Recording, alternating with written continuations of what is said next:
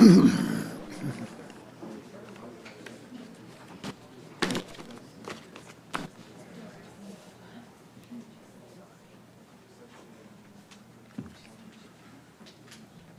you watching? About to be. Wake up.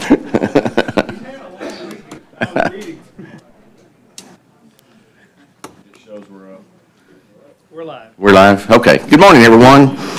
Today is Tuesday, April 25th, 2023. It's now 10 a.m. We're here for the regular session of the Hunt County Commissioners Court. At this time, I'll call the meeting to order and ask Commissioner Martin to lead us in prayer, followed by the Pledge of Allegiance to our flags. If you please stand.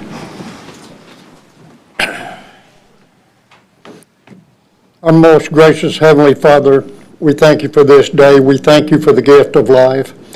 As we carry on the business of the Commissioners Court for the city, for the people of Hunt County, may we do it in a righteous way. May we also do it with patience. Give us the wisdom to make decisions that are righteous. We ask you to continue blessing this great country that we live in. In Christ's name we ask all these things. Amen. Amen. I pledge Allegiance to the flag of the United States of America and to the republic for which it stands, one nation, under God, indivisible, with liberty and justice for all. Honor the Texas flag.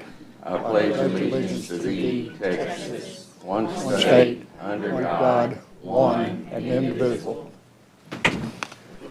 Thank you, everyone. We have Commissioner Hutchins, Martin, Harrison present.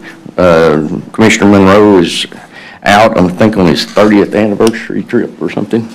Congratulations to him for being able to keep somebody for 30 years. I didn't have such luck. And so, Commissioners, we have the minutes from the April 11th, 2023 regular session. Entertain a motion for approval. So move. Second. Got a motion second. All in favor say aye. Aye. All opposed? Motion carries. This time we'll have public testimony. Speakers are limited to 3 minutes and should conduct themselves in a civil manner. The Commissioners Court cannot take action on items not listed on the agenda in accordance with the Texas Open Meetings Act. Concerns will be addressed by county staff. They may be placed on a future agenda or addressed by some other course of response. Everyone I know is here, or most everybody's here for the Farmersville. That is on our action item number 8. At that time, when we get to that, we'll ask y'all to come forward and speak at that time. And be thinking about it when you do. If you're not giving anything new out of respect for everybody's time, you can just say you agree with the previous speaker or whatever if you were called. And if you want to speak, you're welcome to speak. But out of abundance of everybody's time, let's don't repeat ourselves over and over again if you'll indulge us in that. Does anybody here want to speak other than on the Farmersville issue?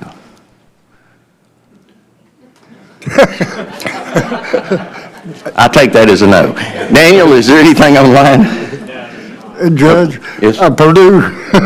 Purdue and Brandon asked me, are these people here for a delinquent tax thing? Yeah, I think they are. We might get some good bids today. Okay, if there's no one wishing to speak at this time, we'll move on. I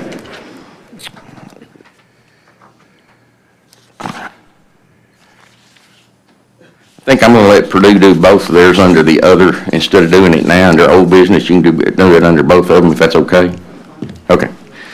All right, so be no other old business. Commissioners, you got the consent calendar. I entertain a motion for approval of the consent calendar. So move. Second.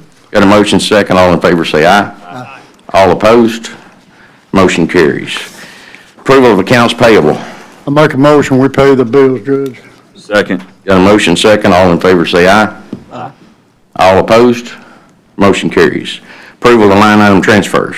Make a motion to approve line item transfers. Second. Got a motion second. All in favor say aye. Aye. All opposed? Motion carries. Approval of budget amendments. Make a motion to approve budget amendments. Second. Got a motion second. All in favor say aye. Aye. All opposed? Approval of payroll and personnel. Make a motion, we approve payroll and personnel. Second. Got a motion second. All in favor say aye. Aye. All opposed? Motion carries. Action item number 1, the quarterly report for Audie Murphy Cotton Museum. Good morning. Good morning. Over this past quarter, visitors to the museum came from 36 different states. Internationally, they came from Switzerland, Italy, China, Canada, Mexico, and England. There was a total of 1,661 paid visitors to the museum, and a total of 1,750 people actually signed our guest book. Our visitors spent 37 nights in local hotels, which included Comfort Suites, Holiday Inn, Best Western, Comfort Inn, Knights Inn, Quality Inn, and Super 8. Some of our group tours came from a homeschool group, the Bland 7th grade, the county attorney's office came out for a tour, the Providence Academy, 4th grade out of Rockwall, and the PTAA high school out of Fate. Some of our lunch break special speakers this quarter included Emily Thompson, who spoke about the Legacy program, and in March, Fran Sandin talked about her book, Hope on the Way. We had a great turnout during February's gun show with 545 people attending. In March, we had our annual Adults Only Easter After Dark event, which is always a lot of fun. If y'all haven't done it, you need to come out and do it. It's for all ages, 18 and above. For our movie nights, we showed Riders in the Sky starring Gene Autry and The Millerson Case starring Warren Baxter. We also installed a new temporary exhibit on the Greenville Legacy Awards and program. And coming up, we have our first motorcycle poker run coming up next weekend on May 6th, and Audie Day this year will be on May 27th. We are also something a little different. We're working with a group of people on creating the first World War II roundtable in the area, in fact, probably in all of North Texas. So that's coming together pretty good, and so we'll have more about that as we get programs set up and everything. So that's really cool. And for those of you, we just installed our brand new exhibit. If y'all ever used to play with the little slot cars, that's what they are. So you can bring back memories and come out and look at those. That's all I have today. If y'all have any questions, be glad to answer. Commissioners, you have any questions? Thank you, Susan. Entertain a motion for approval of this report. So move. Second. Got a motion second. All in favor say aye. Aye. All opposed? Motion carries. Is Brittany Turner here? I'm here. Oh, there you are. The Treasurer's Monthly Report for February 2023. Good morning. In your packet, you'll have your Treasurer's Report for month-end February 28, 2023. The Treasurer's books and the Auditor's books agree. All bank statements have been reconciled to the general ledger and have been balanced. Our month-end balance of cash on hand and invested funds for February 28, 2023 is $86,183,459.98. Do you have any questions? Everything else was business as usual. Any questions? I'll entertain a motion for approval. So move. Second. Got a motion second. All in favor say aye. Aye. All opposed? Motion carries. Thank you, Brittany. Action item number 3, an approval authorizing public tax sale of Hunt County and struck off properties pursuant to Texas Property Code Section 34.05, and also report on the tax collections update from Purdue Brandon. Good morning, Judge Stovall, Commissioners. Good to be with you all this morning. Patrick MacArthur with the Purdue Brandon Law Firm, and with me today is Managing Partner Doug Burnside with our office. And there's 2 items I want to go over with you. One is an update on your delinquent property tax collections through the 2021 tax year. Can everybody hear me okay? Everybody here in the back? Yes, okay. Okay. And then the second item is a recommendation I have regarding your struck-off properties. So you have your packets in front of you. If you look at the first page there, it's an overview of all the collections activity through the end of March, showing different activities related to the collection of the property taxes. Almost 4,000 phone contacts, over 7,000 letters mailed, 1,700 address updates. Continuing to review the bankruptcy court for any sort of bankruptcy filings to protect the tax liens in those cases, almost 80 lawsuits filed through the end of March. The next page, showing an overview of, the overall tax collections through June prior to the accounts being turned over to us for collections.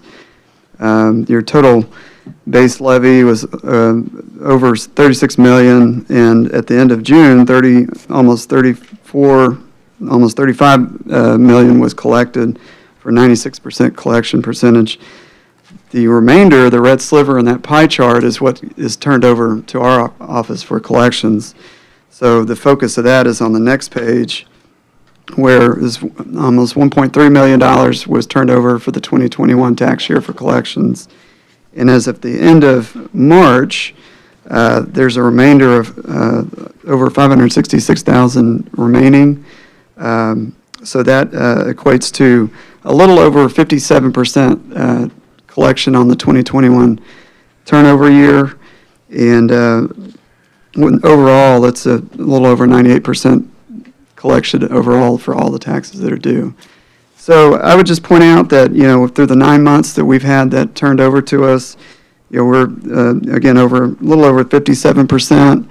And in the prior 4 years, on average, for the total of 12 months, you've been at 55%. So we're already ahead of where you have been traditionally, and we'll continue to try to close that out through the remainder of the next 3 months. And we're on track to do that. The next page shows the account breakout of all the accounts through the 2021 tax year. You guys have seen this page before, just providing you an update of the accounts that cover that are in litigation, in deferral. And again, if you look at like the bad address section, we've kind of talked about that previously. That's actually down about 10% since the last report I gave to you. And that's a reflection of some of the address updates and tracking down folks and getting good addresses for those taxpayers. And then again, on the right side, I'm showing you account breakdown by dollar range. Again, almost 88% of your accounts base tax is less than $1,000. We continue to try to collect on those through calls and letters. The cost of a lawsuit would be almost $750. So we're really trying to work with these folks before filing those lawsuits and doubling down on the amount that's due. The next page. This is kind of addressing a question last time by Commissioner Martin. You had asked a little more specifics on, the deferrals. And so I went back and kind of ran some numbers, did some analysis on the number of deferrals and broke that down quarter by quarter. And as at the beginning of July of 2022, you had about, just under 640 deferrals. And as of right now, it's dipped down to about 540, so it's almost 100 accounts where the deferral, exemption was removed. So, I'm sorry? Or paid, that's correct. So, it's a combination of one of the two, and, it'll be interesting to see in July to see what that number looks like as the new delinquent accounts and new accounts get turned over. So. If we ask me if you hear from the public, tell them what deferrals are. Oh, sure. So under the tax code, if the property is over 65, if the account owner is a homestead and they're over the age of 65, they can seek a deferral exemption on their property, and that would essentially stops the delinquent percentage, the penalty on the delinquent account, and it prevents us from filing lawsuits to foreclose on the property. So it's, it's an election under the tax code that gives that opportunity to those taxpayers. But tell them the results later on, what takes place. Okay. Well, that takes me to my next slide. I want to give an update. This kind of segues into one of my recommendations, but I just want to give you an overview of our April tax sale. So we had a number of properties on that tax sale. And again, to Commissioner Martin's point, if you don't pay your taxes, and you don't set up a payment agreement or work with us on getting those paid, then, under the tax code, there's a remedy to foreclose on the tax lien and take those properties to a tax sale. And I just want to highlight the April sale because we added on a number of struck-off properties that were struck off to Commerce ISD, one of our other clients. And under the tax code, under 3405C, the entity that has the property struck off can elect to take those properties to another tax sale. So just for folks that don't know, the word struck off essentially means we took the property to a tax sale once, nobody bid on it, and now that property is quote-unquote struck off or held in trust by that entity that took it to the tax sale until they can sell it either through a private sale bid, or here, we took it to a public tax sale. We took it back to the Tuesday auction. And all 9 of the properties that we had sold. Whenever we do that, the tax code allows for the minimum bid on those properties to you don't have to have a minimum bid, but we set the minimum bid at $500 for each one of those properties as the starting bid. And that covered a lot of the costs related to bringing it to the tax sale, covering possible Valenzuela's costs, things like that. So we sold every one of those properties above the minimum bid.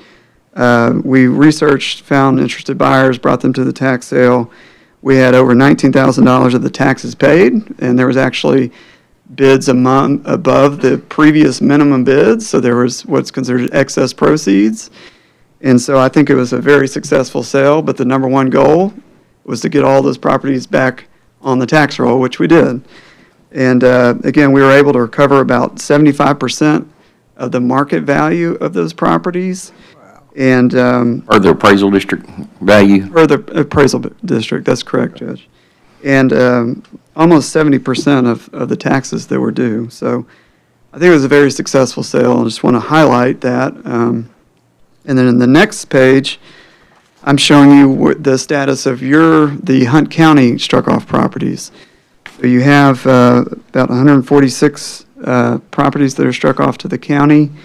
I'm showing here a map of kind of, high-level map of where they're located, but then broken down by the different cities within Hunt County where they're located. Most of them are in kind of Hot Cove, Quinlan area, and then the other ones are broken out there on the first chart. And then the next chart, I'm showing you the age of how long some of these have been on have been struck off to the county. So, again, I think this is this kind of takes me to the next item, which is my recommendation, is to my recommendation would be for the Commissioners Court to authorize allowing us to take these properties back to a public tax auction. We would set a minimum bid similar to what we did for Commerce ISD. We wouldn't take all these to the auction all at the same time. This would be a staggered approach where we take a set, maybe a geographically centered set of properties and include those into the tax sale. Again, it's something that the Commissioners Court can authorize. Once it's sold at the tax sale, there's no other authorization needed. It's a final sale. And, again, based on, what we did previously in April, I think it would be very beneficial to the county and getting these properties back onto the tax roll. So with that, I'd open it up for any questions you have. Patrick, on these properties that you're proposing would go to tax sale, is there another notice to the landowners that it is going to a sale? Well, at this point, the properties are struck off to the county. They're already struck off, so So- there's no more. They don't own the properties anymore. They've relinquished their rights to the properties, so they don't have any. There's no redemption available. Well, based on, most of these properties are prior to 2021, but once the deed is filed in the name of the county, then Sure. that redemption period All- no longer applies. Okay, thank you. That answers my question.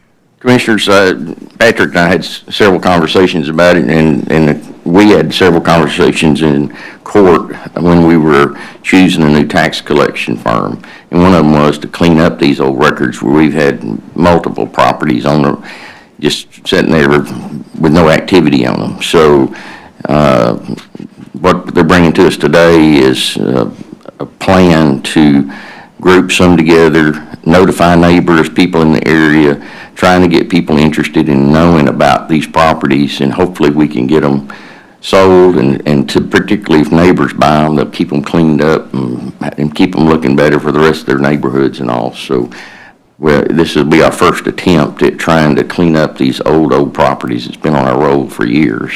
That's correct. Judge, I think this is good, and what you brought up right there in reference to areas, and you said that you were going to split them up, and I would like to see it in areas. Okay. Yes. I think that makes sense, and, you know, it'll help us focus in on prospective buyers and specific areas. And again, we don't want to take all these things to one tax sale. We want to stagger these out and make it, you know, make sense and bring as many buyers to the sale as we can. So I think that'll help us do that.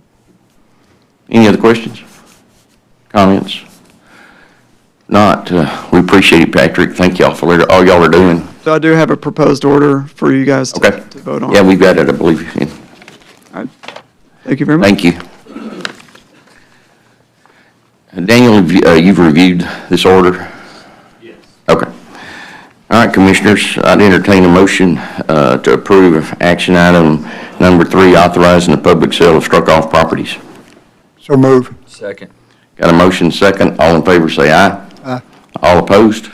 Motion carries. Thank y'all. Okay, at this time, we're going to skip 4, 5, 6, and 7 and go to 8. We had to get a few of these out of the way. Do what? Okay. All right, action item number 8, consider and possibly take action on Farmersville annexation in Hunt County, ETJ expansion, ETJ control agreement, and municipal development district. So as I stated earlier, we're going to allow y'all to have time to speak at this time, and, you know, please keep your remarks to 3 minutes unless y'all are assigning one person to do most of the talking. And if you are, then I'll certainly give you a little bit more time. I don't want to try to cut you off at 3 minutes. And again, if you got something that's repetitive, you know, out of respect for everybody's time, you can say, you know, you just agree with previous speakers, and we can move along. And I appreciate it. So have we got sign-up sheets, or these are them? Is anybody here to speak for the group, basically? Is there any assigned person? Not anybody? Okay. David and Terry Granberry? Hey. Oh, okay. That's fine. Okay. Pat Abramson? Yes, I live on County Road 1105, and I've just got 2 questions. We have very little time to inform our neighbors. Okay. Yeah, we have very little time to inform our neighbors about what action to take before May 6th. Can we get a map that clearly identifies who is affected?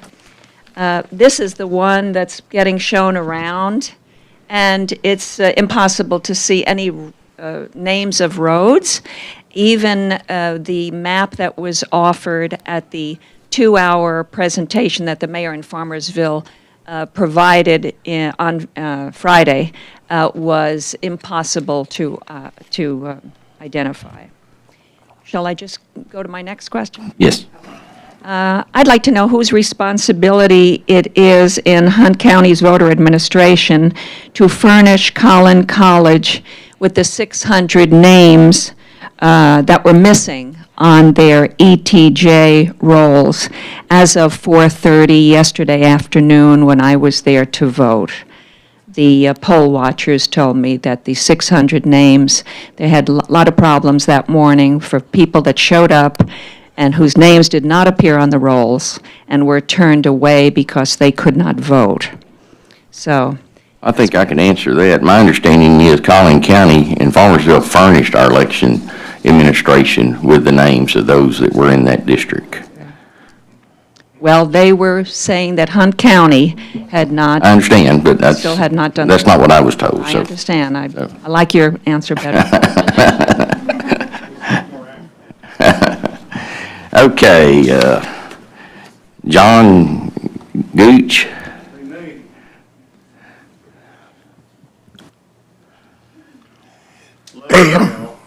Judge, are we allowed to, or Daniel, are we allowed to respond if we have a factual? It's on the agenda, we can. Okay. Okay. Sure, okay. Pat, I think the best way may be for you, anybody who wants to, it could be you, to contact Hunt County Voter Administration and request a list of all the eligible voters in the Farmersville ETJ. And that should answer your question. Go ahead, sir. Good morning. I love y'all. As a matter of fact, I love the people of Farmersville, too. I'm a Merrittite, lived in what Farmersville calls Merritt for 20-something years. Wife and I both born in Greenville. We love Hunt County. We love Merritt. Farmersville is on a greased fast rail. The only way this thing can be stopped, the way I understand it, and I am not, as they often say on TV or in the movie, I am not a lawyer, okay? But I can read, thank goodness. Due to East Texas State University over there helping me a little bit, I can read. And what I've uncovered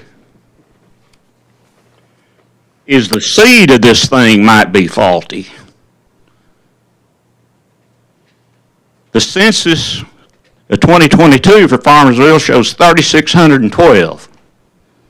This ETJ that was adopted and built upon for the amount of room, the 2-mile corridor, had to be based on a 5,000 plus population.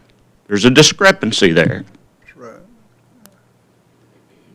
Now, whenever I approach someone with a position of authority, I was told, well, there was a formula.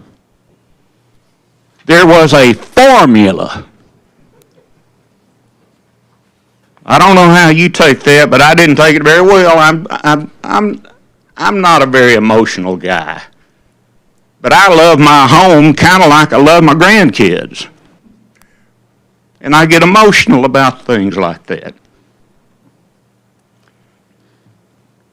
This thing, this mess, I call it for lack of a better term, maybe a more appropriate term. Now, for me, salvation is the greatest gift I ever received. Okay? And I can say that because it says, "In God we trust" up there. The greatest gift given to Farmersville, and I love the people over there. I don't know many of the leaders.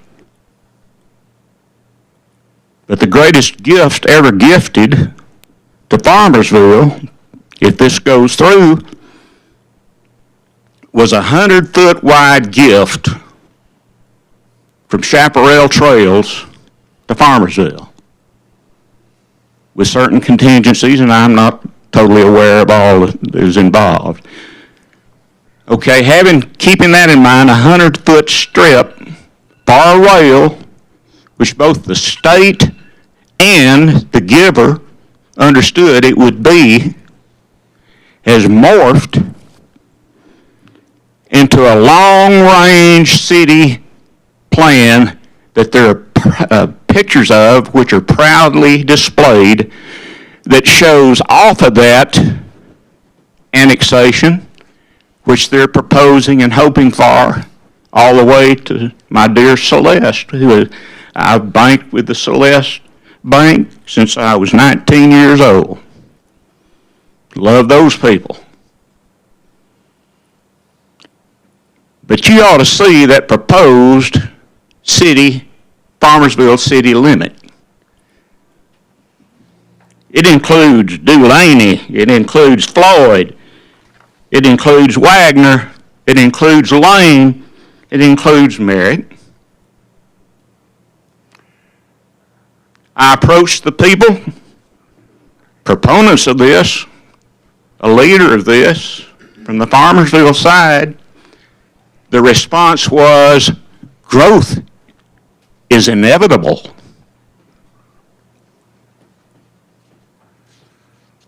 And I suppose that must be true. I think that growth needs to be, I think growth needs to have some character behind it. No deception, not seeded in creative math. The only way that I can see that we're going to have to get a little bit of time and get off this greased rail that we're on from Farmersville is by way of a reputable commissioner's court, an understanding and sympathetic, is that the right word? Sympathetic commissioner's court,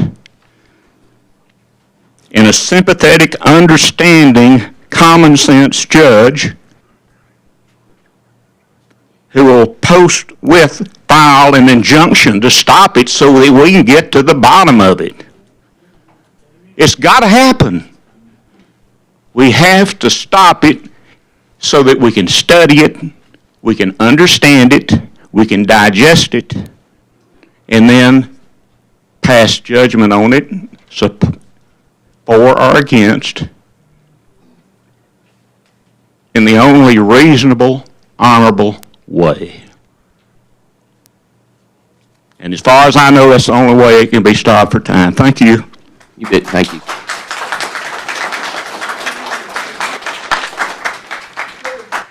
I'm not on the list, but may I intervene for 30 seconds? Please, come to the mic and state your name and address for us. Yes. I'm Arnold Williams, Alice. Hang on, wait till you get to the mic. We got people online that are watching as well as we have to get this recorded. I'm Arnold Williams out of Celeste, and I've been following it since the notification last week. One of the things I have not seen anybody considered is the new DFW outer loop. That is coming down the power lines just east of Farmersville, between Farmersville and Merritt. They've already got the northern part of the loop completed. When that happens, there's going to be explosive growth on that outer loop. Just think about that for all of you here. I haven't seen anybody think about that, but that's part of their reason to expand that way so quickly. That's all I need. Thank you. Thank you. David White. I'm sorry?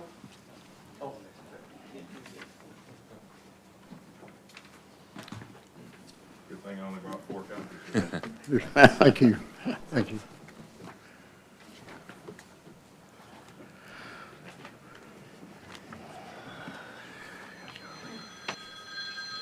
I want to first start by thanking you for this opportunity to come before the court and speak, and thank Mark Hutchison for what he's already done to try and help us. So, my name is David White. I live at 3315 County Road 1108. Oh, by the way, my friends call me Mark because that's my middle name, so please. I've lived in Hunt County for 3 years now in the Merritt area. I live 1 mile from the intersection of 36 and 2194, which is approximately 12 miles from Farmersville. My wife and I have lived there, as I said, for 3 years. I just want to kind of give you a little bit of my background and tell you why I did all this research. I've got multiple degrees. I have a Bachelor of Science in Mechanical Engineering. I have a Juris Doctorate. I'm not an attorney, nor do I play one on TV. I've got 18 hours of credit towards an MBA, 18 credit hours of biblical studies, 50 hours of biblical counseling, a registered patent agent, and I'm an ordained minister of the gospel.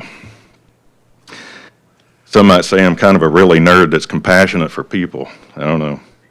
I only mention this because I want you to know that I approach issues very seriously and attempt to deal with them without bias or emotion. With that said, I have many concerns about the City of Farmersville's approach and timing of the Chaparral Trail annexation and ETJ. However, before I get into that, I really want to encourage everybody to go and vote. So you got to stop that MDD or we're going to be taxed, and it's going to be really hard to bring things back in time. So please, even if your name's not on the roll, file a provisional ballot. And so please do so. I was first made aware of this Farmerville annexation a week ago. Since then, I've done numerous researches and aspects of the legality of the actions. And as I said, I'm not an attorney, so a real attorney needs to continue doing this investigation. My first point I'm going to kind of skip. It talks about the real requirements of trying to protect and promote general health and safety and welfare of persons. That's just a nice intro language to the statute 42. So what is the likelihood that the city of Farmersville has a population over 5,000, as was mentioned? It's very unlikely. I mean, they used a formula, but the population in 2000 was only 3,600, so they would have had to explode in population to reach that 5,000 number. Now, all that does is restrict the ETJ by half a mile. It's not going to help me because I live on the trail, but it could help a lot of other people get out of that ETJ. So does the Farmersville actually own the Chaparral Trail? Well, they got a quick claim deed with lots of restrictions on it. I haven't seen that yet, but I'm trying to get a copy of it through an Open Record Act. Many residents of the new ETJ definitely have an undue burden to go vote in that special election. The people that live up close to Celeste are going to have to travel 23 miles to vote in Farmersville. I think that might be an issue of undue burden to cast a ballot. I have not formally determined that, but I do want to get with the elections office here in Hunt County and find out what names were actually sent. As a resident who lives on the trail, my name's not even on the list to vote. We tried to vote yesterday. My daughter and son-in-law tried to vote. We all live on the trail, right against the trail, and our names aren't on there. So it's very concerning that whatever list was sent from Collin County to Hunt County didn't include a lot of names. So you feel pretty disenfranchised.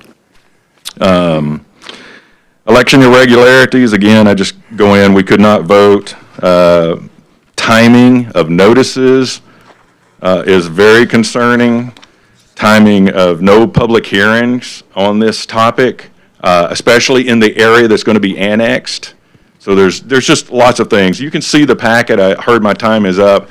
I've got lots of other investigation to do, but I wanted to kind of give somebody a jump start, either the county attorney or whoever it is, so that they could just kind of dive in quickly without having to do a ton of research. So thank you for your time. I really appreciate what y'all do for us, and God bless you. Thank you, sir. Chris Bernard.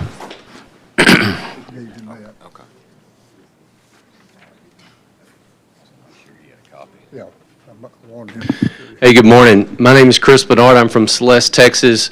Mr. White, I believe, really covered a lot of the points that I think are at the heart of this matter.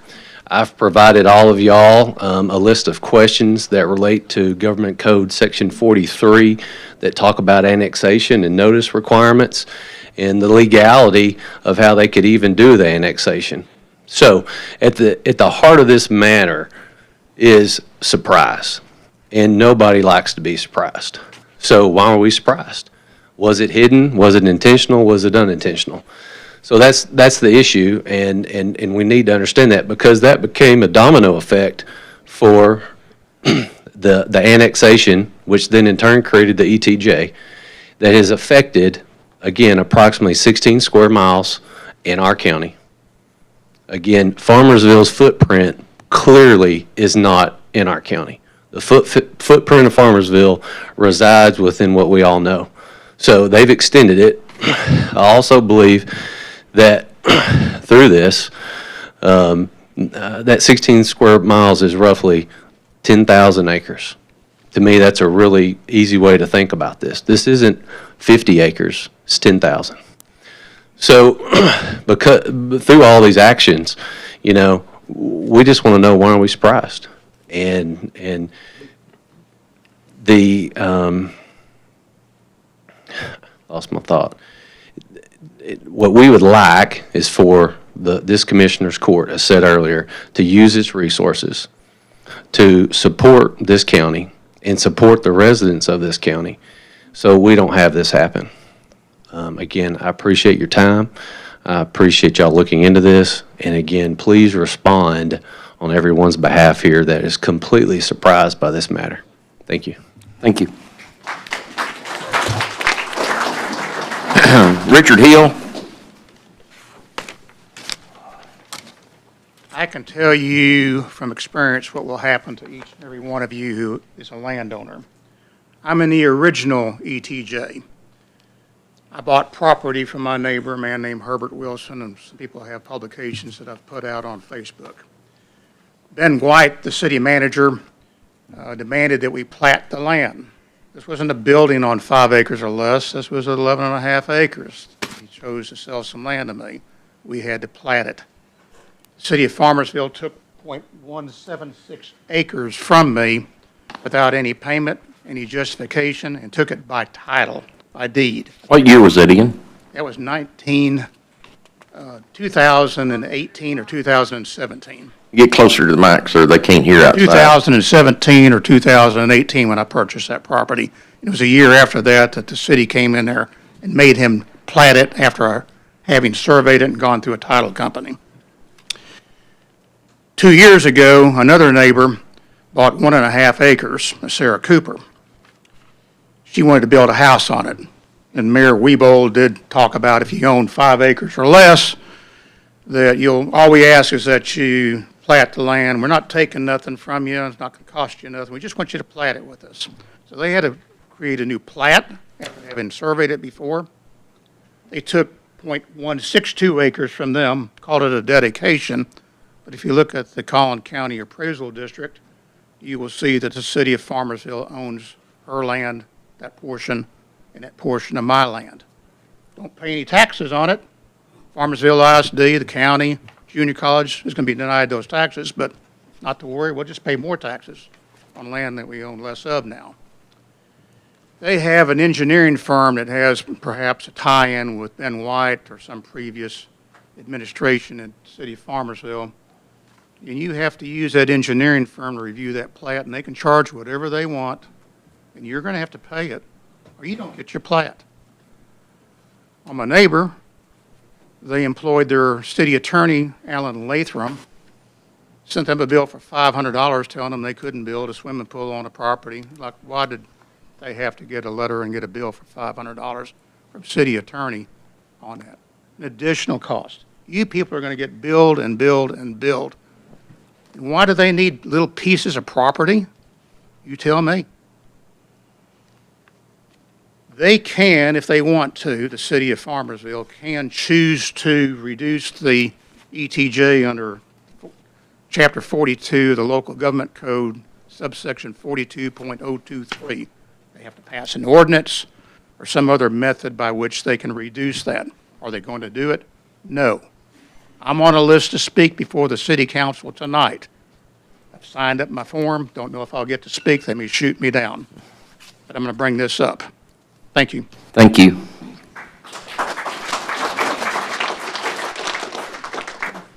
Angela Cottingham.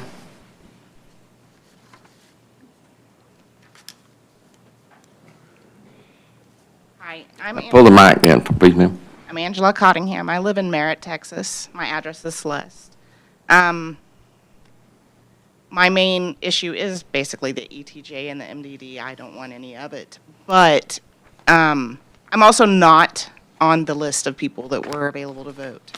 I went to the Hunt County Voter Administration's office, and I was able to vote in Hunt County, but I don't show available to vote in Collin County. They told me I would have to vote provisionally, so I'm one of the many that aren't on the list that should have been. You voted in Collin County provisionally? I will be later today. Okay. But I have 4 registered voters in my household, and none of us are on the list. And I forgot what I was going to say. Sorry. But yeah, that was about it. I don't need the whole 3 minutes. Okay. Thank you.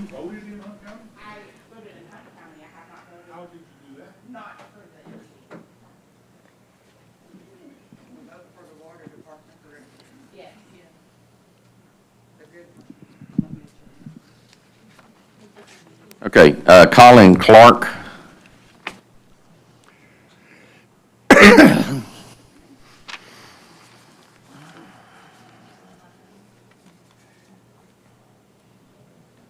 Thank you. I appreciate the time and appreciate your service to our county.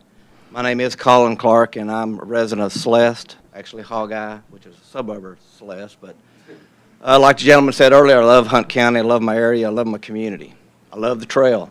I ride the trail all the time.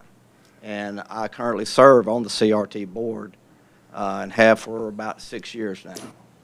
And just to come forward to let you know that I'm not here speaking on behalf of the board, but I am here speaking on behalf of myself and my community.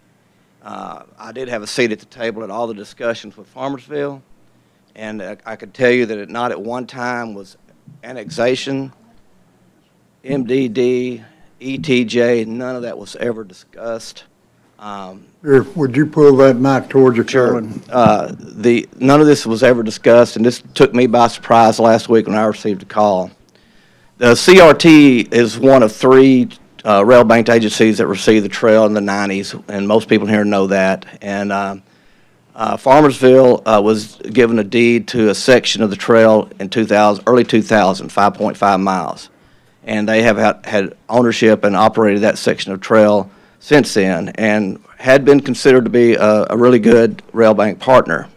Now there's currently 8 rail banked agencies, and 5 of those are municipalities. And so I'm just here to say that, you know, as much as I'd like to see the trail developed, I think it'd be a great asset for North Hunt County, for Hunt County in North Texas.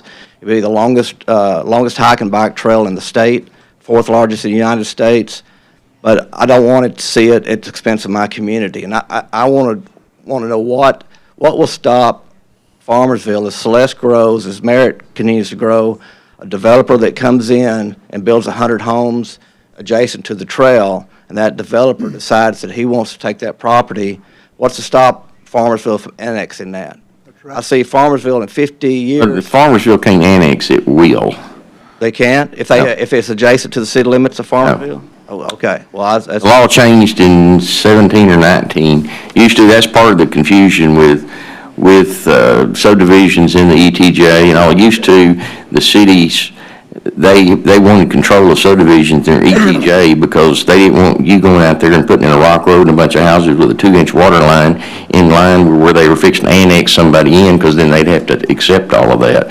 So now they can only do it if you ask to be annexed into this city. That's what I'm saying. If the developer goes to the city council. But it has to be adjacent to the trail. That's what I'm saying. Right, to the city. If 100 That's true. acres is bought Right. next to the trail by a developer on the outskirts of Celeste, what's to keep that developer from, he'll have to plat it in Farmersville, what's to keep him from asking Farmersville to annex that section? And in 50 years, is Farmersville going to be from Celeste to Princeton? I mean, that's what I feel like that I see coming. But anyhow, again, during our discussions, you know, we felt like as a CRT board, no funds, no revenue. There's been 17 Texas Parks and Wildlife grants given to that 130-mile trail. Only one of those 17 have been awarded between Roxton and Farmersville. And there's been $12 million since 2015, $12 million given in TxDOT grants, but all of that is on the other side of Parrish for the trail development. So there's not been any grant money or any sponsorship for those things in our area. So when we looked at trying to get the trail developed, Farmersville, again, seemed like had been a good partner for the agency, and I personally am surprised by all of this and was unaware of it. So I just want to come forward and share that with you. May I ask him a question? Okay, may I reiterate this right here, what you said earlier? I'm just confirming what you said, that you didn't have any idea that you sat on the Chaparral board, and the board itself didn't know that they were eventually going to annex and move their city limits out there. Is that what you're saying? That's correct. I spoke with 3 other board members, and none of us were aware of that. Did y'all even take a vote on it? Well, we can't. Okay. Okay. Would you clarify that, please? The board voted to give the quick deed to Farmersville for that 8-mile section. And if that's Appreciate it. Thank you. Thank you.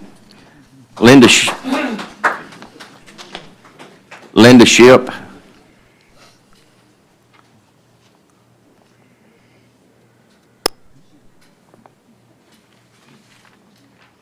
Judge Stovall and Commissioners, thank you for having us. I live in Merritt. I've been there for over 40 years. I want to know if this is legal, what Farmersville is trying to do. I want to know what your attorneys are trying to do to help us.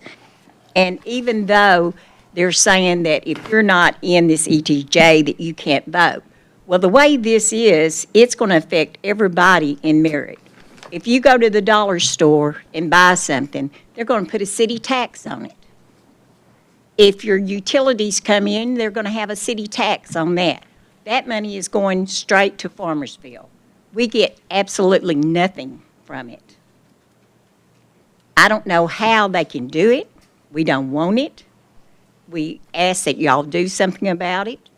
And also, as the city of Farmersville grows, if my understanding is correct, they are going to be allowed to take more property.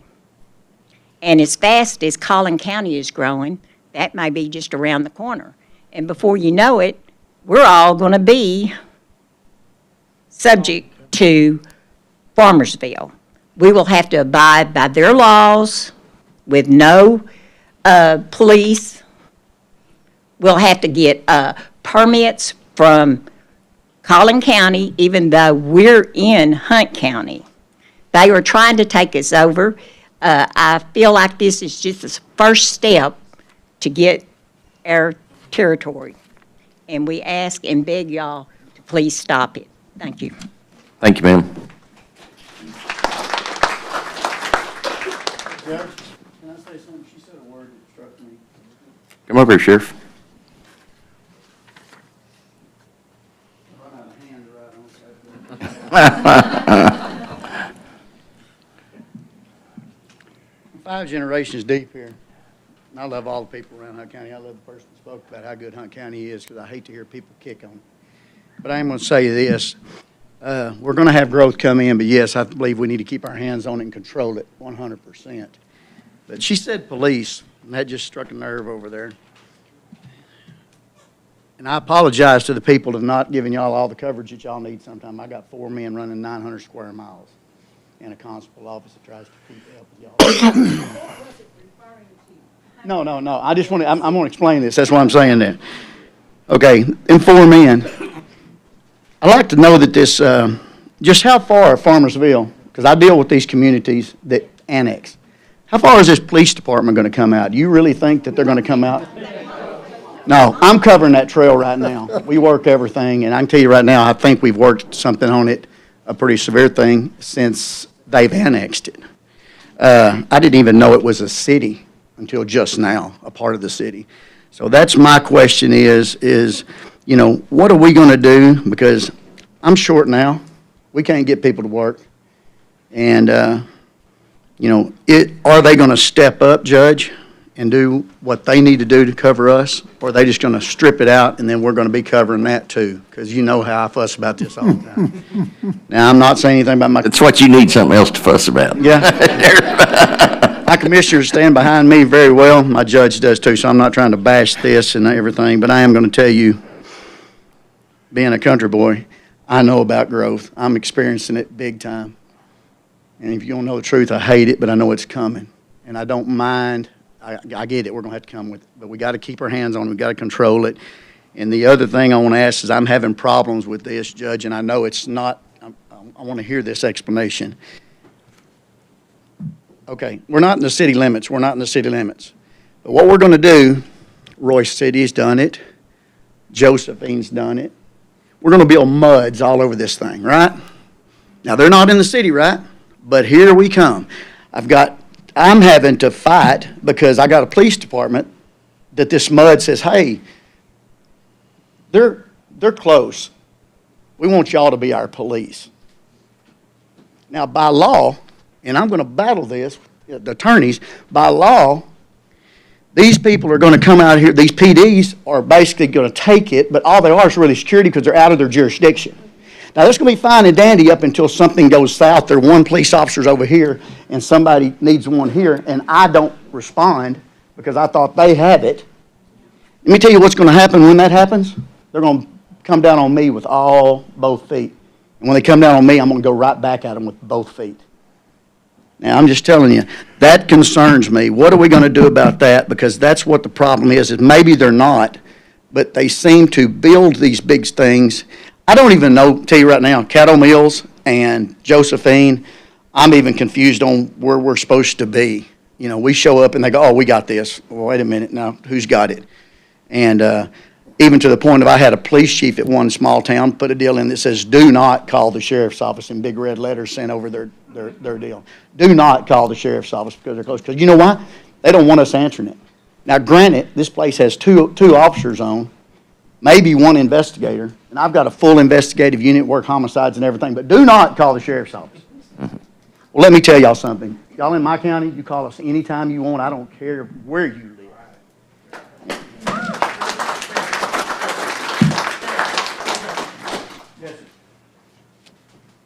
Example like that one. So I've been doing on it 3 days. Someone called 911. Yes, sir. And I'm gonna get back to where I've got exact examples of multiple calling 911. We have him. But if somebody really Hang on.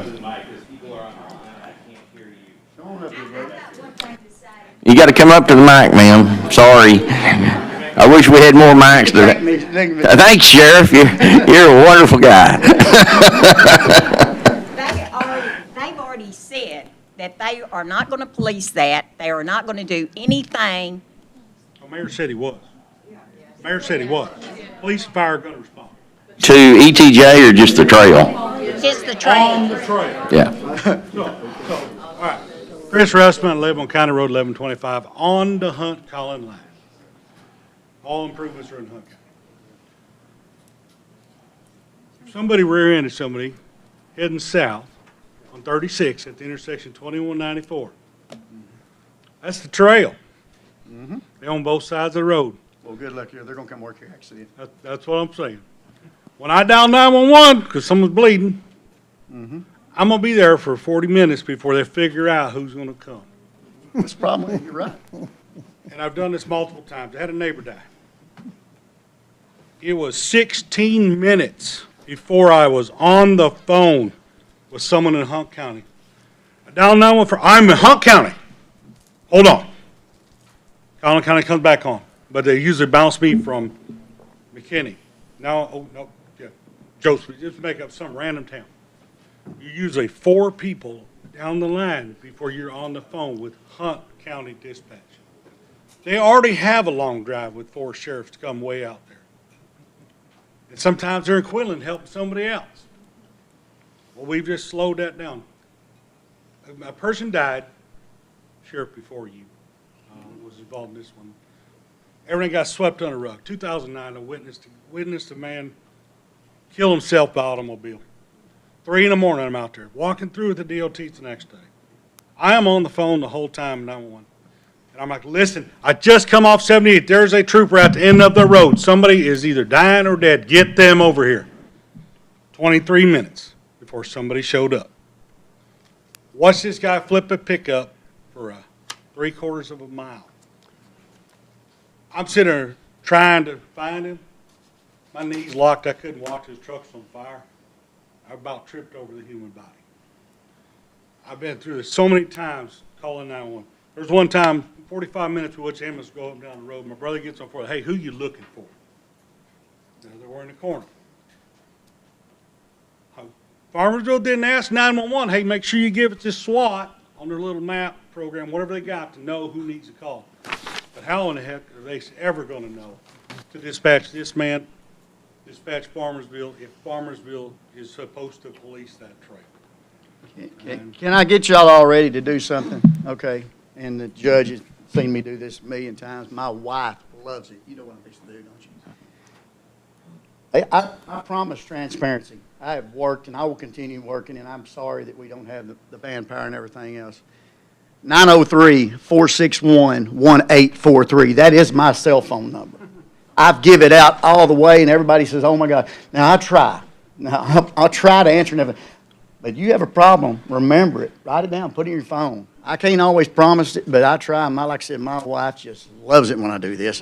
But I even 903-461-1843, and I tell people don't feel privileged until I give it to everybody. Okay? But thank y'all very much for listening to me. I appreciate it. God bless you. Leave Terry off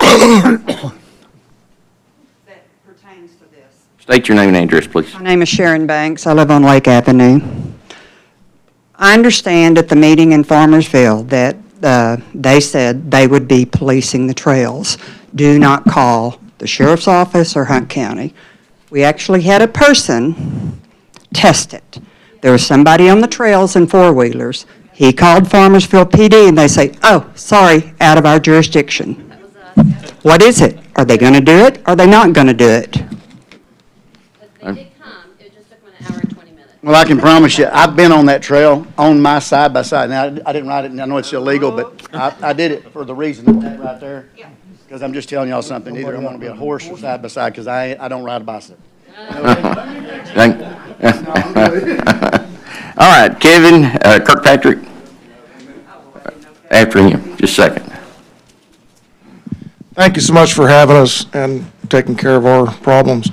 I've worked with a lot of county commissioners as an engineer, never came as a citizen, so I appreciate your help if you can help us. I want to thank Mark very much for his help out in our area.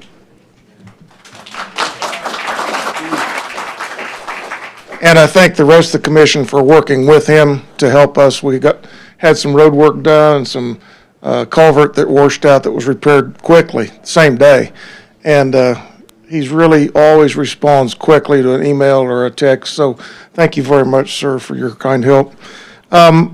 Two things I want to address is, one is the ownership of the trail. I own about 3/4 of a mile of the trail, and I don't say that lightly because when that trail was, the railroad came in, they took that land from the landowners with the intent and the agreement that it would go back to the landowners should the railroad fail.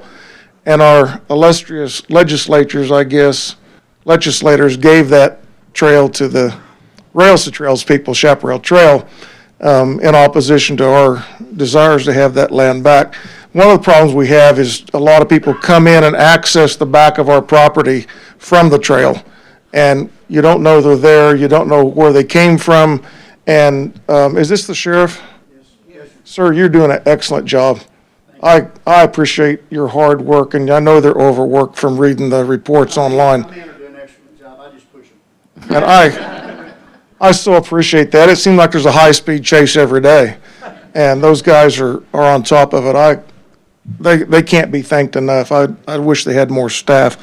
But anyway, I would like to know and have the county attorney look into if when the Rails to Trails finally did get that property and the deed to that property, was there a position in there that if they should fail, then it should then again go back to the landowners as which was originally promised? And so that's the first thing I'd like to ask.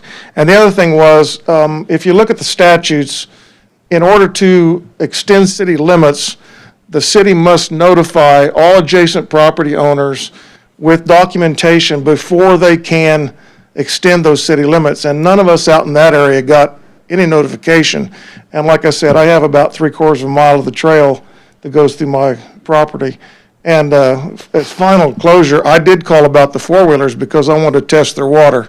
And I don't care if people ride back there as long as it's not 2:30 in the morning, which happens a lot. But about an hour and 20 minutes later, the Farmersville Police Department showed up, which I'm sure the mayor sent them because I had asked him that same question in the meeting in Farmersville, who's going to come out? And, they drove, they had a nice car ride basically. So again, thank you guys so much. Do your best for us, and we support you in what you do. And thank you, Sheriff, again for your help. Thanks, sir. Come forward and state your name and address, please. Thank you. My name is Jarrett Crawley. I live at 3655 County Road 1102. Sheriff, I appreciate your comments. I may not be the most popular person here. I am a Farmersville police officer. than welcome. Come give me a hand. Are you ready to come to Clarify the? things that I understand on our Okay. end, just because we've had this discussion's come open. It's my understanding as of yesterday, and we have responded to one call on the trail already from a call on County Road 1101. Okay. My understanding is we will be responding to calls on the trail and on the trail only. No ETJ calls, nothing like that. I don't know, I understand there's some misunderstanding also from the prior meeting where information may have been said that we will respond to calls, call Farmersville, and the ETJ fires, that, to my understanding, is not true. So I want my neighbors and everybody to be aware of that situation as I understand it. So if you call and we're on the trail, we will be responding. However, it's a double-edged sword for me because I'm coming from Farmersville where we have one person on the street. I may be working an accident. I may be working another call. It may take me an hour and a half to get to your call, which by the time I get there, the situation's probably going to have resolved itself. So, it's Thank you, really, brother. That's what I mean. Not against you, but one man. Jay, you gotta come And up to to tell you mic. the truth, this was all a surprise to me. I work for the city. I live in the ETJ, the new ETJ, by 300 feet. But I'm in it. That's true. That is true too. But this, I wanted to clarify that for everybody in here at least. That's my understanding to this point. If you have a problem on the trail, we're going to come out and handle it. Anything outside of there is still Hunt County jurisdiction. Do y'all, I'm not putting you on the spot. No, you're fine. You're fine. Do y'all, if y'all get this call and you're tied up, does your dispatcher know at that time? Yes. Revert back to us, Hunt County, and say, hey, we can't get anybody, y'all are gonna respond to it. What happens is it usually gets tied up in the Collin County. Who dispatches for y'all? Collin County. So it usually, it's gotta go back to the sheriff's office to figure out, contact our sheriff. That's what we're falling down around some of the calls. And those are the logistics that have to be worked out. Yeah, Because we've this been is working new on for it. everybody. Got it. Yes, Let's, Back to what I asked about the intersection. What happens when a car hits a bicycle crossing that trail on one of those 1101s, 1108s? If it's on the trail and the trail crossing, it's my understanding we're If it's handling on the it. road in the middle of the trail, so that's both businesses in a way, because a car traveling down the county road and hitting someone on the trail. we understand the problem, but let's stay focused on what the real issue is. Not that that's not important, but let's move on. Please, sir? I don't make the decisions, or that, I'm not even the mouthpiece for that. Y'all sit down, please. We understand. Thank you. All right, anyone else wish to speak that didn't have it? Come forward and state your name and address, please, sir.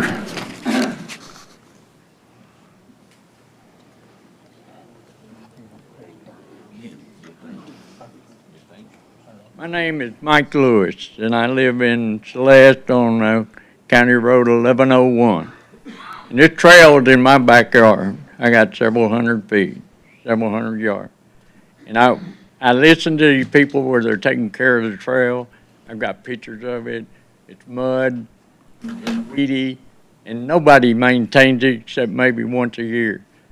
But if anybody wants to know any history about this rails to trails, from the time it started in Collin County, in McKinney, ended up in Farmersville with a constable, because in Collin County they were having trouble because they had a secretary or clerk that did nothing but check on this hike and bike trail. And it got disturbing in the office, and they pushed it out to a constable in Farmersville that had nothing to do with the trail, and he just about gave up his constable work to do rails to trails. And I was in when the train ran, we loved it. When the train quit, it just went to hell. And they pulled the tracks up, they pulled the rails up, They sold the rock, the ballast rock, to Lattimore in McKinney. They raped that trail, and I watched them every day. And they took all the way through Paris, as much as they got. They were still pulling rock. And I was involved in it. I was a committee head in Celeste, but I went to Roxton, Ladonia, Paris, wherever they needed me. I was there at meetings. And we followed this rails to trail to find out how they were selling this stuff. But I know when they pulled it up, it turned into a junk pile. There was no trail, nobody did anything. They were riding four-wheelers, there was trash, there was water, there was lawnmowers, washing machines, dryers, tires, barbecue pits, and everything up and down their trail. People were using it for a hazard. And I have a neighbor over there, when they started cleaning up, Farmersville really came to clean up because they were getting a bad name. But they come over, and me and my neighbor never saw a truck hauling out of the dirt roads that had refrigerators, washers, dryers, barbecue grills, whatever you want. So one morning, I retired in 93. I'm 51 years old, and I have 8 kids. I've got 27 grandkids, and we grew up out there. And we moved out there because we loved the country, and the kids got where they took care of each other, and they still do today. Now I got 28 grandkids, and they're going to take care of themselves. But anyway, when they come through to clean it up, they brought a bulldozer company over here from Farmersville that lives there. And he came through, and we were trying to figure out where the trash was going, because there was no dump trucks. So one morning, my neighbor called me, and he said, "Mike, I know what they're doing with their trash." And I said, "What?" He said, "They're burying it in the middle of the railroad track." And he said, "I got to go to work." He said, "I'm in the hole that they dug, and they're starting to cover it up." And he sent me pictures where he was in the hole, and the dozer was coming at him. And he wanted to know if I could come over there so he could go to work and get a hold of Neil, the environmental guy. So I went over there. And when I stopped over there by the road, that guy in the dozer just froze. He froze. And Neil showed up. I called him. Neil showed up real quick. And he went over there and talked to me.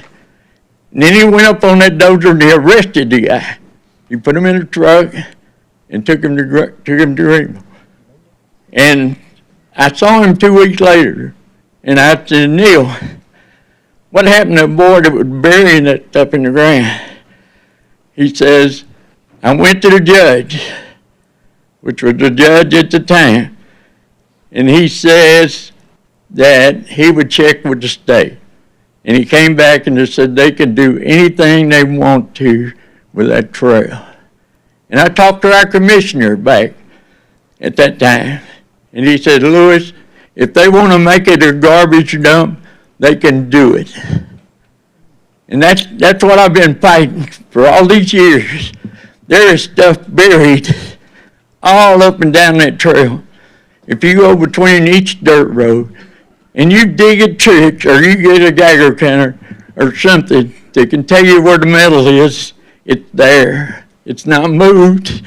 It's buried, and they raped that trail, and they don't deserve any part of it. And I've been fighting it since '74, and it really started, it was a good train till then, but when they started taking it apart, they just tore it apart. And then they brought the dozer over there, and instead of leaving the rock in the middle, what was left, so it would make a hike and bike trail, they bladed it flat as a rock. It's now a river.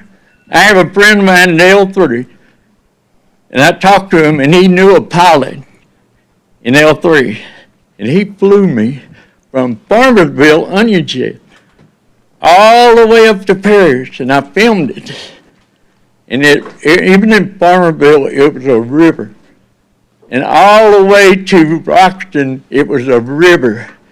And after that, it became a lake all the way to Paris. And I'm not going to be here much longer. And I worked on that trail for 20 years. And I had meetings up and down. I was harassed. I got a hold of Sheriff Meeks. I had people coming to my house in the middle of the night. I had a dog that never barked that was bringing the cage off the ground. And Sheriff Meeks, I talked to him, and he said, Lewis, I know what you're going through, because I'm trying to crack the jokes around here, and I got the same thing. I got people taunting me. At my place, they were cutting my fences and letting my cows out.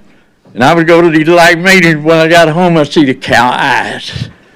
And I'd say, what is that doing? And I get in the morning, and down on the trail, they's cutting my fence. But anyway, I want to tell you, if anybody wants to know the history of where this rail trail's come from, just see me, because I need to tell it to somebody to write it down, because I'm not going to live a whole lot longer.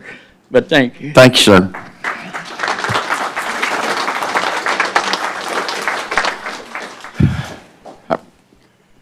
Gentleman over here.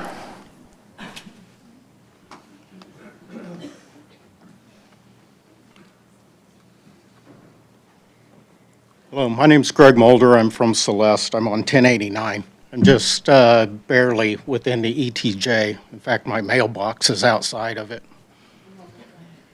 So I'm really questioning whether I'm on the rolls. You know, there's a lot of controversy that is being used by Farmersville, controversial facilities that they're using to bring this thing, to make this thing happen. You know, Rails to Trails is not without their own controversy in how they're getting the land, and whether it's rail banked or things like that. Annexation is a lot of controversy around that. ETJs, there's a lot of controversy around that. And eminent domain. All of these things are legal things, but there's a lot of controversy around them, and there are things going on. There's a lot of questions that people in this room have about the legality of what Farmersville is doing, whether their population meets the requirements, and whether they actually own Rails to Trails, or the trail. If the trail is subject to a rail bank, that means the railroad can ask for it back. If the railroad decided to put in a rail, they could ask for it back.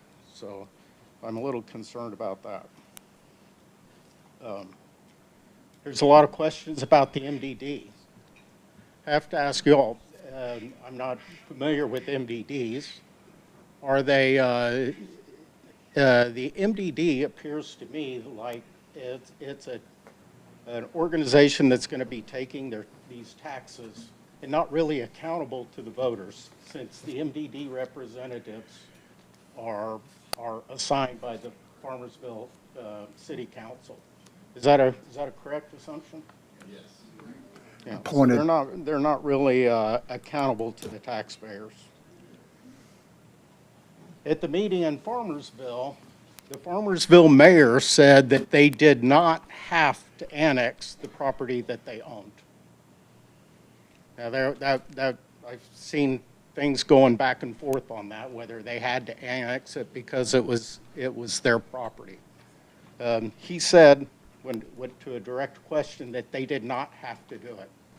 So, you know, I think that we need to ask them to, even though it may be legal for them to do it, but they need to do, they're representing the people, and now they're representing me because I'm within their ETJ. They need to do what's they also need to do what's right, and this isn't quite right. So we need to fight the MDD. We need to make it because they're not accountable to the taxpayers.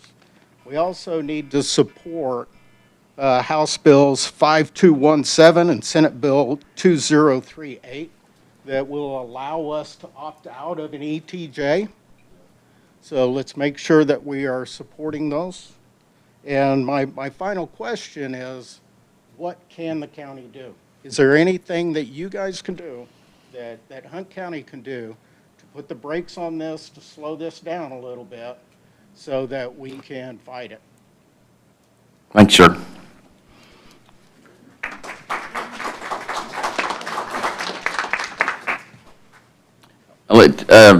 At this time, for the sake of time, for us to be able to get anything to y'all, we're going to need to go. We have not been briefed by our attorneys on the latest research and all he's been doing. So at this time, we'd like to go into executive session, let him brief us, and if we're able to come out and discuss anything afterwards, we will, to try to give you some answers. No guarantees. We don't know what he's found yet. So if y'all want to hang around, I'm going to ask to go. Judge, I'm sorry to interrupt. I think we have one more gentleman we may need to hear from. Okay.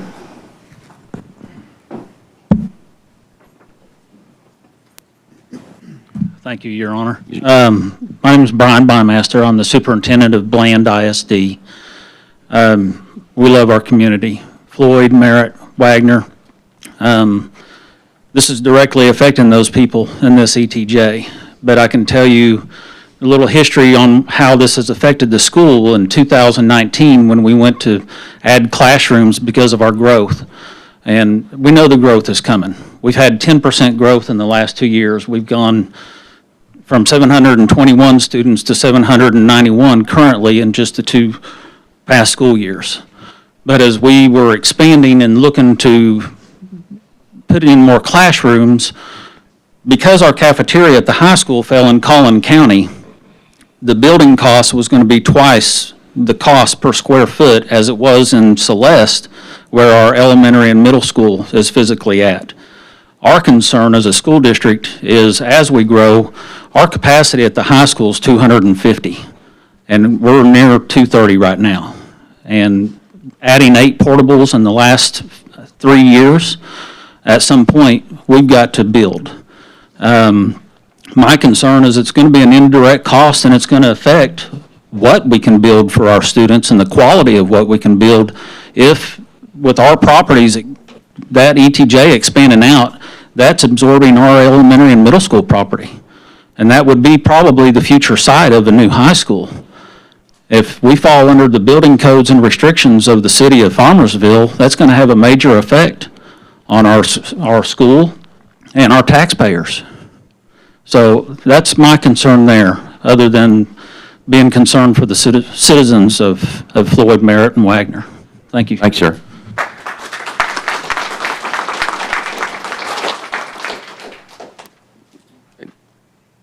How long do you think it will be in executive session? I don't know. There's a lot for us to digest, let's say it that way, but let us get to it and get back to y'all as quick as we can. Commissioners, I entertain a motion to go in executive session under action on items 1 through 4. So move. Got a motion second. All in favor say aye. Aye. All opposed? Motion carries. We're going to leave the room and go back into the other area. Y'all are welcome to stay seated where you are or get up and meander around if you choose.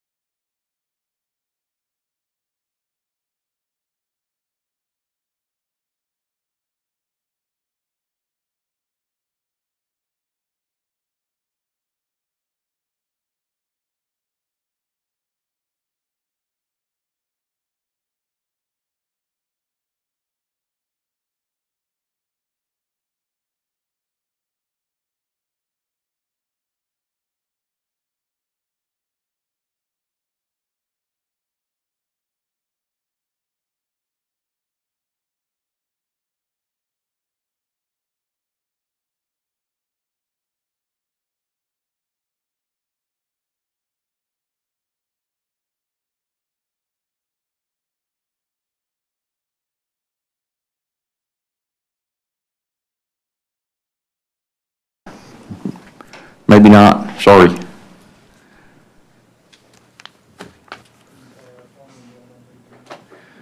All right, we're back up. Okay. All right, Daniel. Okay, I just recently learned about these issues, not from notices from Farmersville, but through a realtor here in town. He notified Mark and I think Judge Stovall about some things that were going on in Farmersville. That was a few weeks ago. I went with Judge Stovall and Commissioner Hutchins, and we had a meeting in Farmersville a few weeks ago. After that, Farmersville completed the annexation, which was on April 11th. And I have to face this way for the cameras, but I am talking for your information on a couple of different issues here. So we started looking very closely at some of these things, especially related to annexation, ETJ control, and the municipal development district very recently. In fact, I spent Thursday and Friday last week researching a lot of that and meeting with the county judge and with the commissioner over that area. I've also talked with multiple different people related to some of the things at issue. And so what I want to do is, I can't go into a super great level of detail on some of these things because frankly, there are hundreds of smaller issues that break off from the big ones.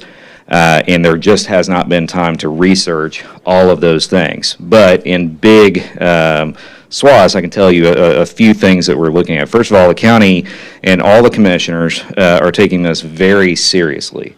There is no question that they are looking at things and trying to come up with a plan that's going to continue to evolve over the next 2 weeks about what is best for the taxpayers in y'all's area and in the county in general. And is taking a serious look at all the things that led to this, which are really in three big pots. Number one, the change from a general law city to a home rule city, which I know some of you have brought up today. We don't know exactly how that happened, other than what we've heard. And then what others of you have brought up is that the MDD election was called relatively recently, but it was called before the annexation action was taken. And we've heard exactly what has been, first of all, I attended the meeting on Friday night at Collin College. I heard all the concerns there, and I've also heard what you guys have said today. Also received numerous emails from people in the community regarding very specific technical legal issues related to the annexation, the MDD vote, and the initial incorporation, or not incorporation, but the change to home rule city status. The county is working with the other officials here at the county who could possibly do something about that or look into it from their side, which comes down to, we believe, currently based on the annexation guide put out by Texas Municipal League in 2021, here's a picture of what I'm talking about. If you look online, there's several versions of this. The most recent one is July 2021. So my research so far, which the commissioners have authorized me to say this much, is that the standing, which means who can do something about it, who has standing to bring an action in court or do anything else, if in fact the law was broken, we believe comes down to either the county attorney, the elected county attorney, the elected district attorney, or the attorney general of the state. So I will, first of all, publicly apologize to our county attorney, Calvin Grogan. He's here this morning. He's just recently heard about these things because this didn't really become clear until the past couple of days exactly what we're dealing with. And when I say exactly what we're dealing with, I'm talking about all of the things that various people in this room have brought up, and people who were at the other meeting brought up as problems with all three procedures, and the timing and the notice. The reason that we didn't, I will tell you, we did not, county did not receive notice of the annexation. The way that TML puts it, that's problematic for the validity of the council's vote to move forward. But it's void. There's a difference between a void decision and a voidable decision. I believe that the decision they made, to the extent that that notice wasn't done correctly, makes the decision to annex voidable, which means somebody's going to have to do something about it if they don't want it. Now, who has standing is a whole other question. And I cannot stand up here and give legal advice to you guys or really anybody else besides my client, which is the Commissioner's Court. I'm telling the Commissioner's Court based on things that I've read so far in research that has admittedly been a real short time period, so I could be wrong about this, but my understanding right now is that the county itself does not have standing to file a lawsuit to do either get rid of the annexation or to stop the election, which is a few days away from happening right now. In fact, I don't think anybody can stop the election. What people who don't like the outcome of the election can do is their remedy, so the thing that you can sue for, would be to attack that afterward in the right court. I'm not sure if the right court is here or in Collin County. That's a very complicated thing that would require some additional research by an attorney. But that election cannot be stopped based on anything that I've seen so far. The rules related to stopping an election all have to do with timelines. So there are certain things that can be done. Once a ballot is completed, once an election starts, there's a very limited amount of things that can be done. Now, I've heard the concerns that some of you, at least 3 of you, have had concerns today about not being able to vote in Collin County, even though you're in the ETJ area that's going to be covered here. I've spoken with the elections administrator. There was a problem with that. There were at least 17 names that were not included on there. However, that problem, as of today, we believe has been fixed.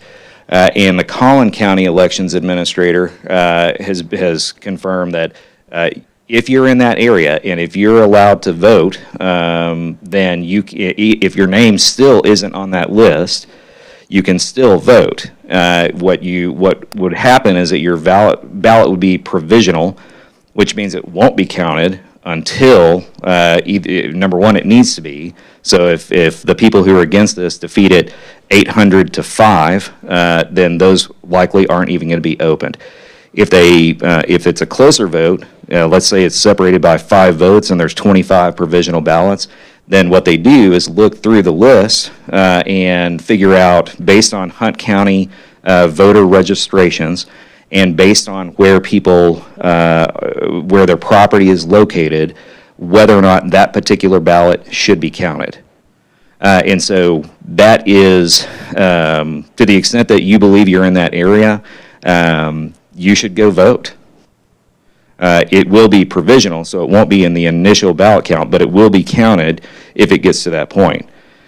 Frankly, there seems to be a lot more opposition to it than there is support, at least from what I've heard, so that may not be an issue. But you should never count on that. You should never count on, I'm just one vote, so I don't count. So no matter what your opinion is, you should definitely go vote. The place to do that, I'm sure that you've all heard at this point, is at the Collin College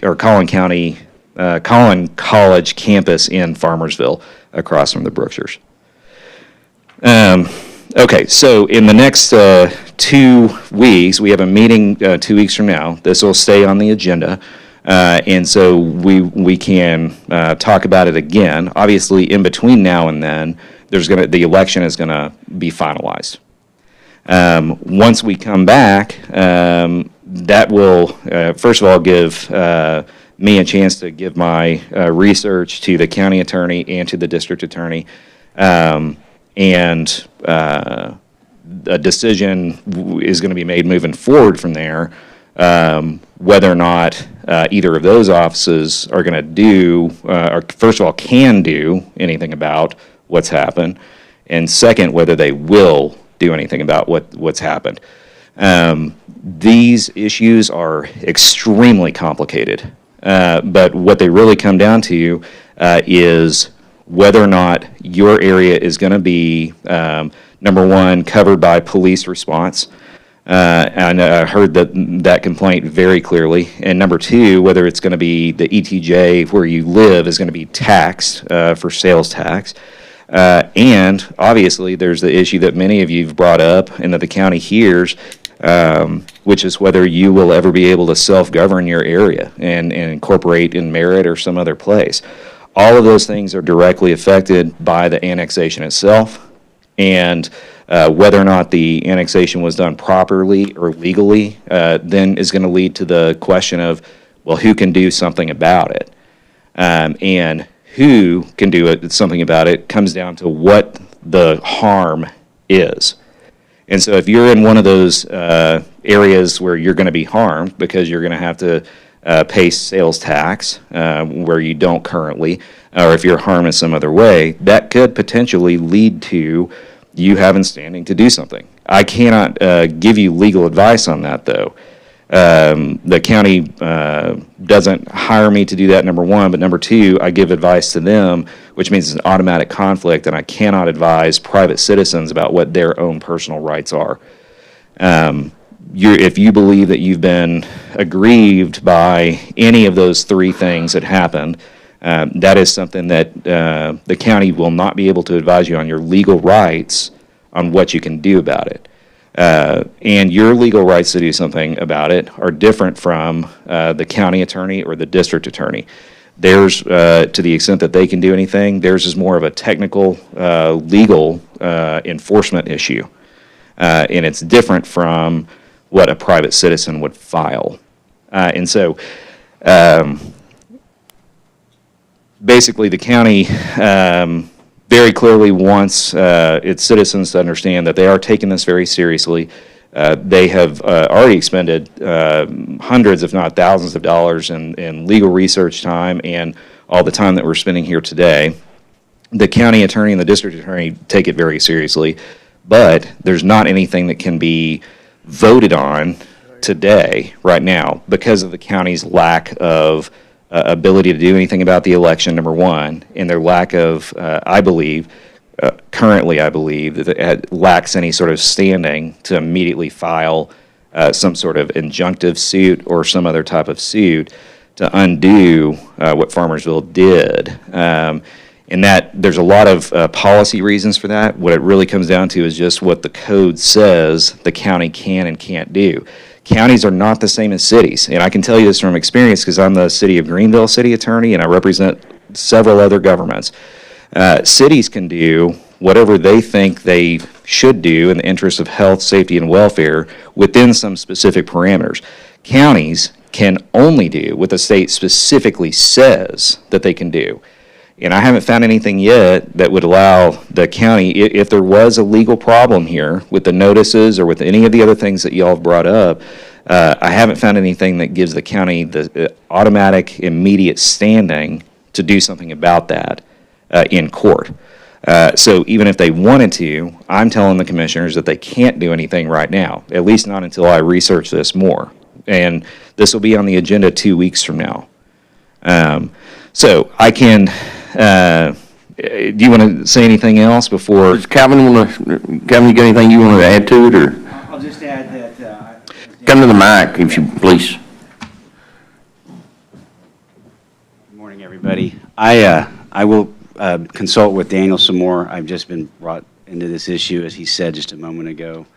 I want to meet with the district attorney, and at some point, probably before 2 weeks from now, when everybody comes back here, I'd like to meet with the city of Farmersville people that did all this to find out what was behind that, to see. Sometimes there's something that explains something that you may not understand when I'm given these facts and I'm hearing what's going on, I got to find out why it seems to me there's a bunch of mess ups, notification, all that kind of stuff. So I want to find out why that happened, what their remedy is to fix it.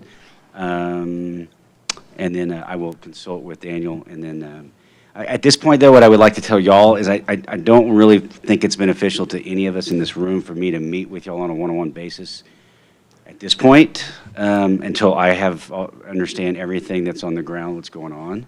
And I think the election probably, from what I understand, will happen before we come back here in 2 weeks. I also want to meet with the city attorney from Farmersville before I was to meet with y'all, so I can at least share with you what their side is. I think that would be more beneficial to you as well. So I would ask to hold off just coming and setting up outside my office to meet with me until 2 weeks, okay? That's all I would ask. All right. Well, from the court, I think we're unanimously supportive of this, and the county's going to exert whatever power it has and whatever funds it needs to do, extend to try to figure out what's going on and what we can do. We're not turning our back on it. We're not ignoring it, but as Daniel explained, there's certain things we can and can't do, but we'll do what we're allowed to do. No, not right now. Daniel, so we don't need to take any action at this point in time on this item? There's nothing we can do? There's no action to take at this. There's no action at this time? Okay.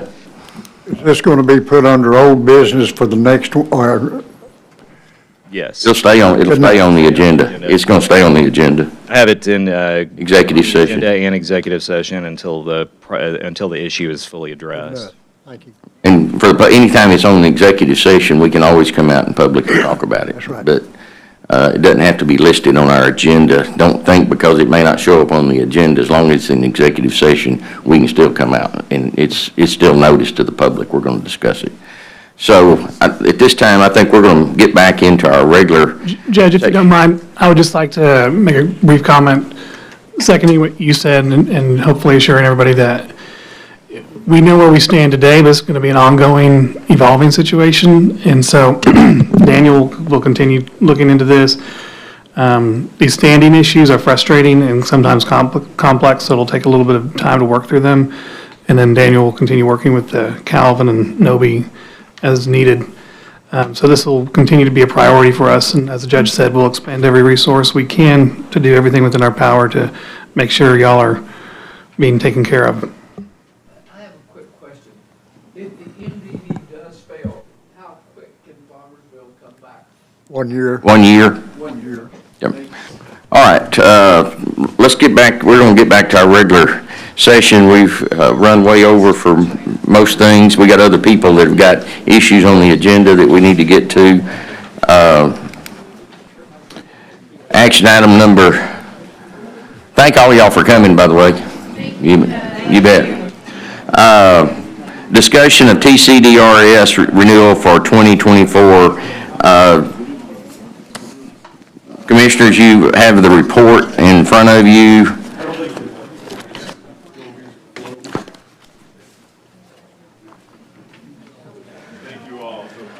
You bet. Thank y'all.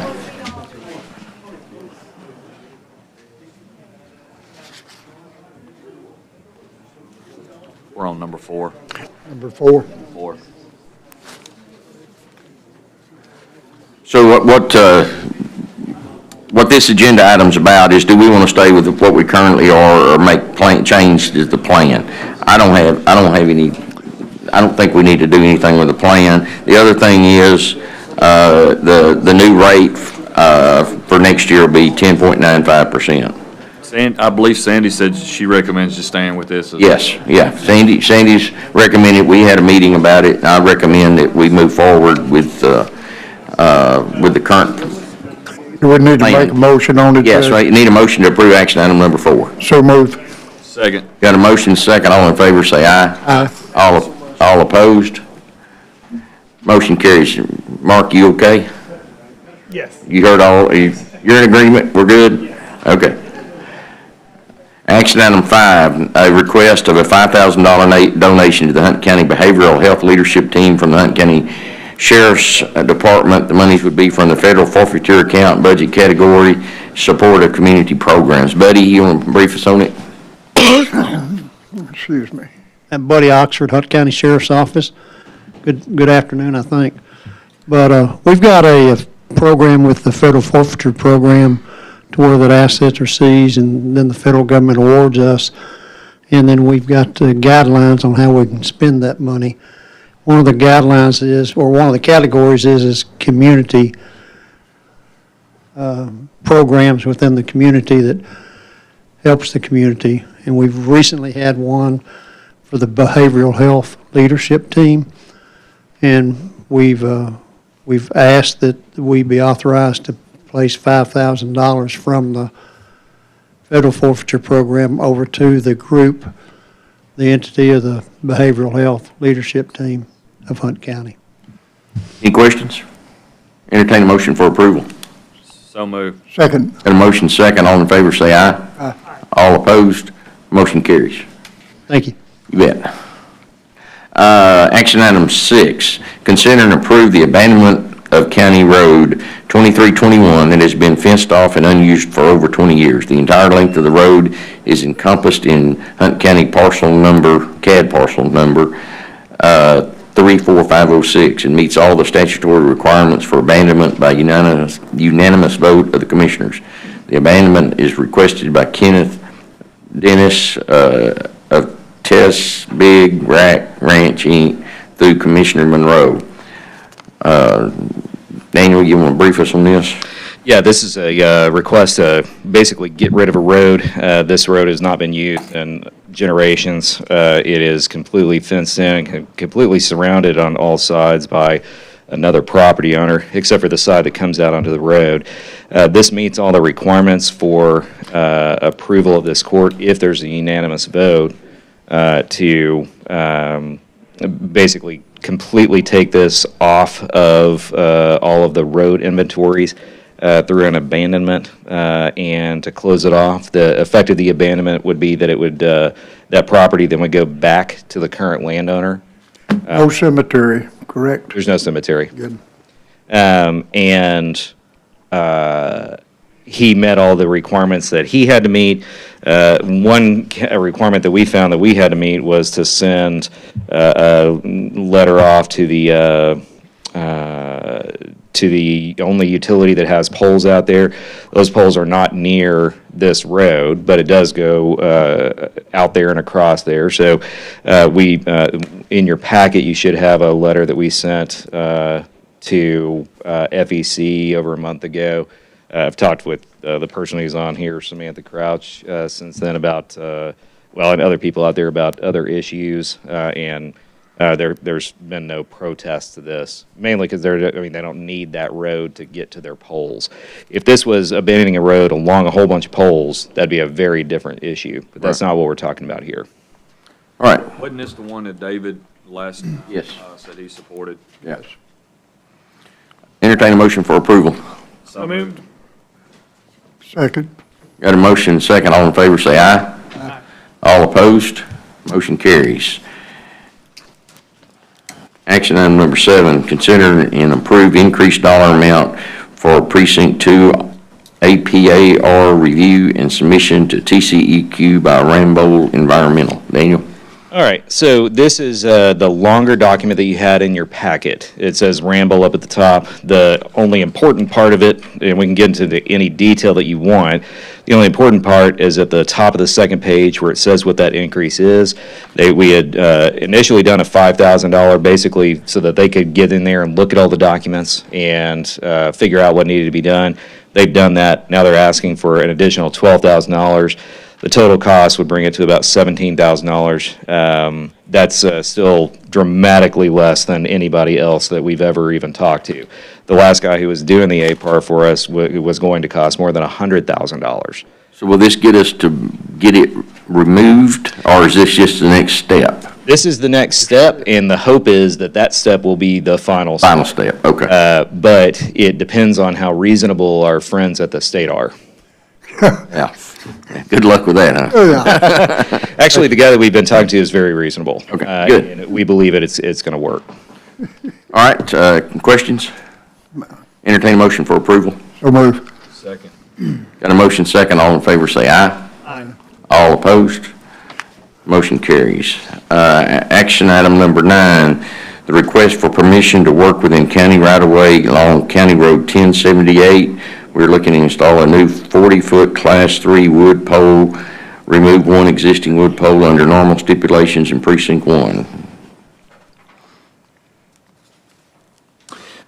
Judge, I make a motion, we approve this under the normal stipulations.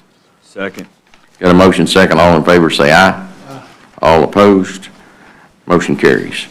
Action item 10, the request to construct electrical power distribution facilities which will be in the right-of-way of County Road 2584 in Precinct 2. Make a motion, we approve this under usual stipulations. Second. Got a motion second, all in favor say aye. Aye. All opposed? Motion carries. Action item number 11, a variance for road surface for private road 3844 in Precinct 3. Brian, you want to brief us?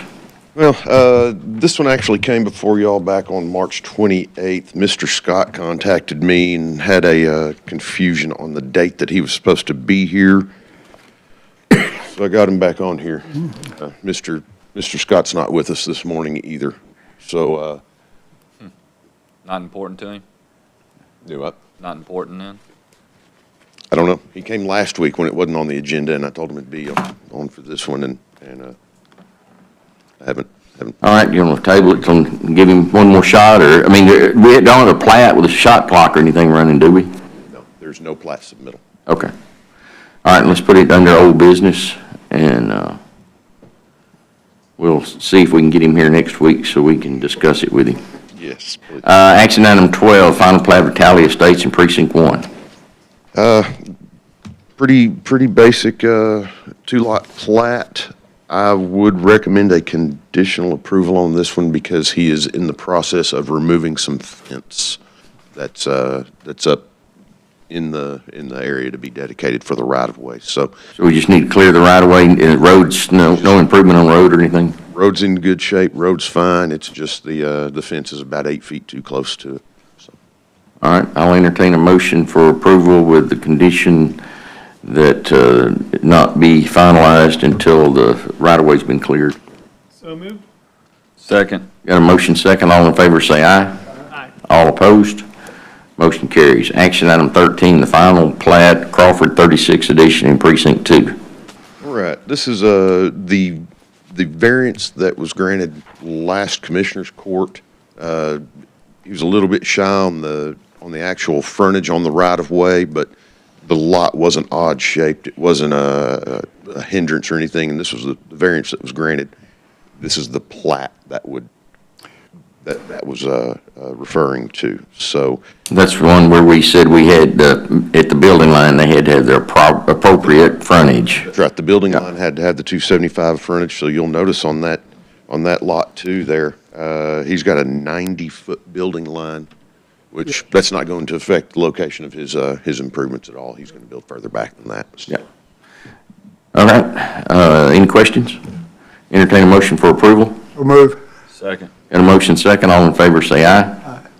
All opposed? Motion carries. Action item 14, the final plat of Stewart Edition in Precinct 3.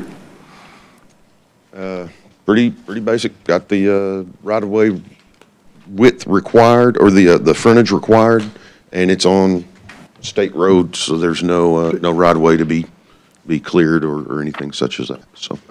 Entertain a motion for approval? So move. Second. Motion second, all in favor say aye. Aye. All opposed? Motion carries. Is there anything else before the court? Do we want to recess and then come back and go back into executive session? Or? Okay. Everybody good with that? Yes. All right. Well, I'll entertain a motion to go and back into executive session under items 1 through 4. So moved. Second. Got a motion second, all in favor say aye. All opposed? Motion carries. Let's adjourn back to our meeting room.